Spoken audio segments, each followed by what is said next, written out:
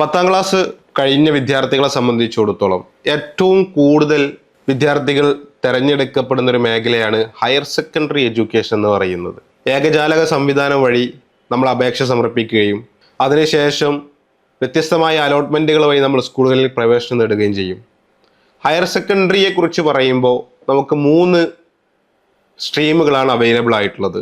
Science ഉണ്ട്, commerce ഉണ്ട്, humanities ഉണ്ട്. സയൻസ് സ്ട്രീം മാത്രം നമ്മൾ തിരഞ്ഞെടുക്കുന്ന സമയത്ത് അതിനകത്ത് വ്യത്യസ്തമായിട്ടുള്ള 10 കോമ്പിനേഷനുകൾ ലഭ്യമാണ്.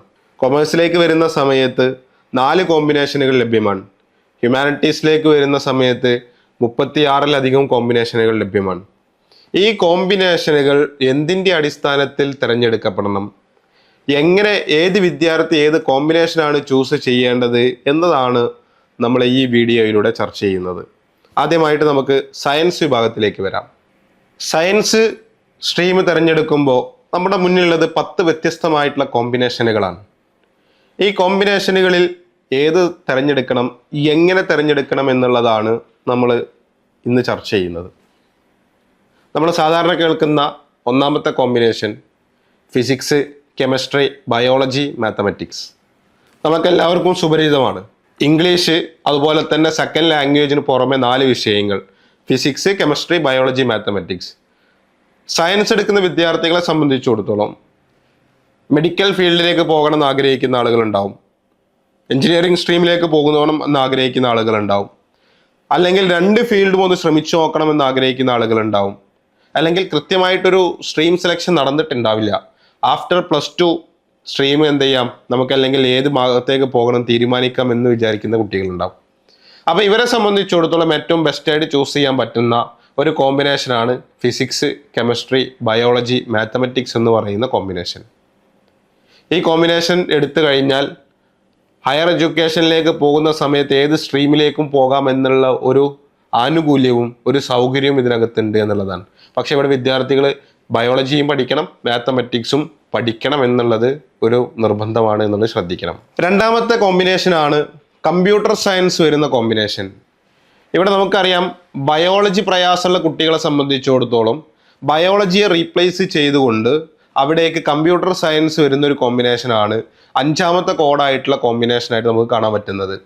ഇവിടെ ബയോളജിക്ക് പകരം കമ്പ്യൂട്ടർ സയൻസ് വരും എന്നുള്ളതാണ്.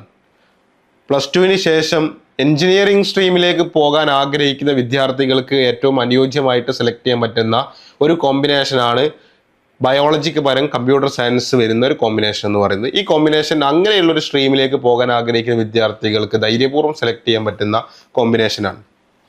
3ാമത്തെ കോമ്പിനേഷൻ നമ്മൾ പലപ്പോഴും വിദ്യാർത്ഥികൾ പറയുന്നത് കേൾക്കാറുണ്ട്, എനിക്ക് മാത്തമാറ്റിക്സ് ഭയങ്കര പ്രയാസമാണ്. അങ്ങനെയുള്ള വിദ്യാർത്ഥികളെ സംബന്ധിച്ചിടത്തോളം ബയോളജിയുടെ കൂടെ സൈക്കോളജി ഉൾപ്പെടുത്തി മാത്തമാറ്റിക്സിനെ റീപ്ലേസ് ചെയ്തിട്ടുള്ളൊരു കോമ്പിനേഷനാണ് 3ാമത്തെ ഈ കോമ്പിനേഷൻ. നമുക്ക് കോമ്പിനേഷൻ കോഡ് 9 കാണാൻ പറ്റുന്ന ഫിസിക്സ്, കെമിസ്ട്രി, ബയോളജി, സൈക്കോളജി എന്ന് പറയുന്ന 4 വിഷയങ്ങൾ വരുന്ന കോമ്പിനേഷൻ.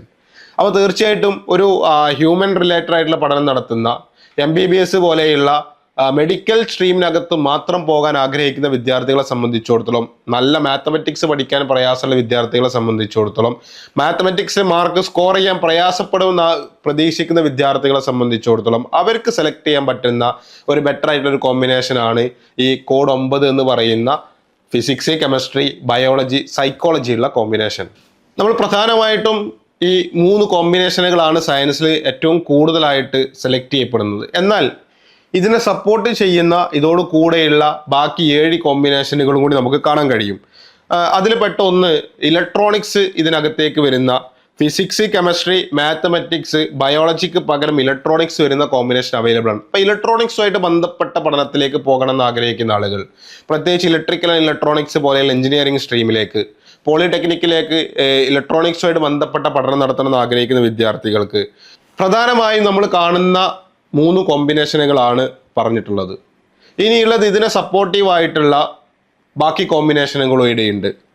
കോഡ് 6 എന്ന് പറഞ്ഞ് നമ്മൾ കാണുന്ന, കോഡ് 6 നമ്മൾ കാണുന്ന ഫിസിക്സ്, കെമിസ്ട്രി, മാത്തമാറ്റിക്സ്, അതുപോലെ തന്നെ ഇലക്ട്രോണിക്സ്. ബയോളജി റീപ്ലേസ് ചെയ്തു ഇലക്ട്രോണിക്സ് വരും. ഇലക്ട്രോണിക്സ് അല്ലെങ്കിൽ ഇലക്ട്രോണിക്സ് ആൻഡ് കമ്മ്യൂണിക്കേഷൻ ഒക്കെ തുടങ്ങിയിട്ടുള്ള ഹയർ എഡ്യൂക്കേഷൻ മാത്രം ആഗ്രഹിക്കുന്ന വിദ്യാർത്ഥികളെ സംബന്ധിച്ചിടത്തോളം അവർക്ക് ചൂസ് ചെയ്യാൻ പറ്റുന്ന ഒരു ബെറ്റർ കോമ്പിനേഷൻ ആണ് ഈ ഒരു കോഡ് 6 എന്ന് പറയുന്ന കോമ്പിനേഷൻ. അതുപോലെ തന്നെയാണ് കോഡ് 2 നമ്മൾ കാണുന്ന കോമ്പിനേഷൻ ഉണ്ട്. Physics, chemistry, biology, home science. നമ്മൾ നേരത്തെ പറഞ്ഞതുപോലെ തന്നെ മാത്തമാറ്റിക്സ് പ്രയാസമുള്ള കുട്ടികൾക്ക് സൈക്കോളജി എടുക്കുക എന്ന് പറഞ്ഞതുപോലെ തന്നെയാണ് ഇവിടെ മാത്തമാറ്റിക്സിന് പകരം എന്താണ് നമ്മൾ പഠിക്കുന്നത്, ഹോം സയൻസ് ആണ്. ഇവിടെ ഡയറ്റീഷ്യൻ, ഫുഡ് ന്യൂട്രീഷൻ ഇങ്ങനെ തുടങ്ങിയിട്ടുള്ള കുറച്ചും കൂടി വെറൈറ്റി ആയിട്ടുള്ള ഏരിയയിലേക്ക് പഠനം നടത്താൻ ആഗ്രഹിക്കുന്ന വിദ്യാർത്ഥികളെ സംബന്ധിച്ചിടത്തോളം കുറച്ചുകൂടെ ബെറ്റർ ആയിട്ട് ചൂസ് ചെയ്യാൻ പറ്റുന്ന ഒരു മേഖലയാണ് ഹോം സയൻസ് വരുന്ന ഈ ഒരു കോമ്പിനേഷൻ എന്ന് പറയുന്നത്. അടുത്തൊരു കോമ്പിനേഷൻ ശരിക്ക് കോഡ് 4-7 ആണ്. ജിയോളജി വരുന്ന കോമ്പിനേഷനുകളാണ്. ഇവിടെ മാത്തമാറ്റിക്സിന് പകരം അല്ലെങ്കിൽ കമ്പ്യൂട്ടർ സയൻസിന് പകരം ജിയോളജി കടന്നു വരുന്ന ഒരു സ്ട്രീമാണ്. ഈ ജിയോളജി പഠിച്ചു കഴിഞ്ഞാൽ എർത്തുമായിട്ട് ബന്ധപ്പെട്ട പഠനം നടത്തുന്ന അല്ലെങ്കിൽ ആ ഒരു ഫീൽഡിലേക്ക് മാത്രം പോകാൻ ആഗ്രഹിക്കുന്ന വിദ്യാർത്ഥികൾക്ക് സെലക്ട് ചെയ്യാൻ പറ്റുന്ന ഒരു കോമ്പിനേഷനാണ് ജിയോളജി വരുന്ന ഈ 2 കോമ്പിനേഷനുകൾ എന്ന് പറയുന്നത്. ആ എർത്തുമായിട്ട് ബന്ധപ്പെട്ട പഠനം, എൻവിറോൺമെന്റുമായിട്ട് ബന്ധപ്പെട്ട പഠനം, മൈനിങ്ങുമായിട്ട് ബന്ധപ്പെട്ട പഠനം തുടങ്ങിയിട്ടുള്ള സ്ട്രീമുകൾ സെലക്ട് ചെയ്യാൻ ആഗ്രഹിക്കുന്ന വിദ്യാർത്ഥികളെ സംബന്ധിച്ചിടത്തോളം അവർക്ക് സെലക്ട് ചെയ്യാൻ പറ്റുന്ന ഒരു കോമ്പിനേഷനാണ് ജിയോളജി വരുന്ന ഈ ഒരു കോമ്പിനേഷൻ. പിന്നീടുള്ളത് സ്റ്റാറ്റിസ്റ്റിക്സ് വരുന്ന ഒരു കോമ്പിനേഷനാണ്. സ്റ്റാറ്റിസ്റ്റിക്സുമായിട്ട് ബന്ധപ്പെട്ട് കുറച്ചുകൂടി മാത്തമാറ്റിക്സിൽ കുറച്ചുകൂടി നല്ല കഴിവുണ്ട്. എൻ്റെ ഒരു സ്ട്രീം സ്റ്റാറ്റിസ്റ്റിക്സുമായിട്ട് ബന്ധപ്പെട്ട മേഖലയിലേക്ക് മാറ്റമെന്ന് ആഗ്രഹിക്കുന്ന വിദ്യാർത്ഥികളെ സംബന്ധിച്ചിടത്തോളം അവർക്ക് സെലക്ട് ചെയ്യാൻ പറ്റുന്ന ഒരു കോമ്പിനേഷനാണ് സ്റ്റാറ്റിസ്റ്റിക്സ് വരുന്ന ഈ ഒരു കോമ്പിനേഷൻ എന്ന് പറയുന്നത്. ഈ കോമ്പിനേഷൻ വിദ്യാർത്ഥികൾക്ക് സെലക്ട് ചെയ്യാൻ കഴിയുമെന്നുള്ളതാണ്. ഈ കോമ്പിനേഷനുകളുടെ ഒക്കെ പുറമെ പുതുതായിട്ട് ചേർക്കപ്പെട്ട കോമ്പിനേഷൻ ഉണ്ട്. കോമ്പിനേഷൻ 40ാമത്തെ കോഡാണ് നമുക്കിത് ഹയർ സെക്കൻഡറിയിലെ HSS ക്യാപ്പിലൊക്കെ വരുന്ന സമയത്ത് കാണാറുള്ളത്. ഈ കോമ്പിനേഷൻ എന്ന് പറയുന്നത് ഫിസിക്സ്, കെമിസ്ട്രി, മാത്തമാറ്റിക്സിന്റെ കൂടെ ഇലക്ട്രോണിക് സർവീസുമായിട്ട് ബന്ധപ്പെട്ട ഒരു ഏരിയയും കൂടിയാണ് ഇതിനകത്തേക്ക് വരുന്നത്. അപ്പോൾ ഇലക്ട്രോണിക്സുമായിട്ട് ബന്ധപ്പെട്ട ഹയർ സ്റ്റഡി ആഗ്രഹിക്കുന്ന വിദ്യാർത്ഥികൾക്ക് ഈ ഒരു കോമ്പിനേഷൻ ചൂസ് ചെയ്യാമെന്നുള്ളതാണ്. അപ്പോൾ വിദ്യാർത്ഥികൾ ശ്രദ്ധിക്കേണ്ട ഒരു കാര്യം എന്ന് പറയുന്നത് സയൻസിനകത്ത് തന്നെ വ്യത്യസ്തമായിട്ടുള്ള 10 കോമ്പിനേഷനുകളുണ്ട്. ഈ 10 കോമ്പിനേഷനുകൾ നമ്മൾ സെലക്ട് ചെയ്യുന്ന സമയത്ത് നിങ്ങളുടെ ഹയർ എഡ്യൂക്കേഷൻ നിങ്ങൾ ഫോക്കസ് ചെയ്യുന്ന എവിടെയാണോ ആ മേഖലയ്ക്ക് അനുസരിച്ചുള്ള ഏറ്റവും മികച്ച കോമ്പിനേഷനുകൾ തിരഞ്ഞെടുക്കാൻ വേണ്ടി ശ്രദ്ധിക്കുകയും അങ്ങനെ തിരഞ്ഞെടുത്ത് കഴിഞ്ഞാൽ നിങ്ങളുടെ ഹയർ എഡ്യൂക്കേഷൻ കുറച്ചുകൂടി ഈസി ആയിരിക്കും. നിങ്ങൾക്ക് നല്ല മാർക്ക് ഹയർ സെക്കൻഡറിയിൽ സ്കോർ ചെയ്യാൻ കഴിയുകയും ആ മാർക്ക് നിങ്ങൾ എന്ത് ചെയ്യും, നിങ്ങളുടെ ഹയർ എഡ്യൂക്കേഷൻ ചൂസ് ചെയ്യുന്നിടത്ത് വളരെ സപ്പോർട്ടീവ് ആവുകയും ചെയ്യുമെന്നുള്ളതാണ്. അപ്പോൾ ഇങ്ങനെയുള്ള കോമ്പിനേഷനുകൾ കൃത്യമായി മനസ്സിലാക്കിക്കൊണ്ട് നിങ്ങൾക്ക് എന്ത് ചെയ്യാം, ഹയർ സെക്കൻഡറി കോമ്പിനേഷൻസ് നിങ്ങൾക്ക് ചൂസ് ചെയ്യാവുന്നതാണ്.